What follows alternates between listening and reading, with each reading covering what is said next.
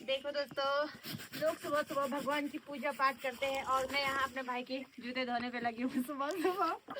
और उसने ये बोल रखा है कि मेरे जूते को मशीन में भी मत धोना, अपने हाथ से धोना।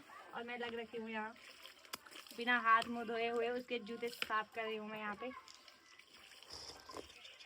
और फिर ढंग से दिखावा, मेरा कैमरामैन भी बहुत ही खतरनाक है।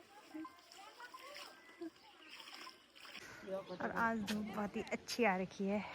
अब ये बच्ची स्कूल जा रही है अभी। और आप लोगों को एक चीज़ दिखा दी मैं, कद्दू।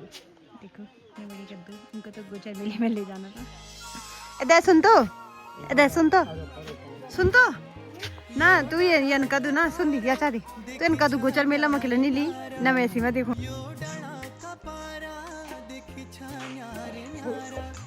जब तू जय छो बहारा, जय छो बहारा।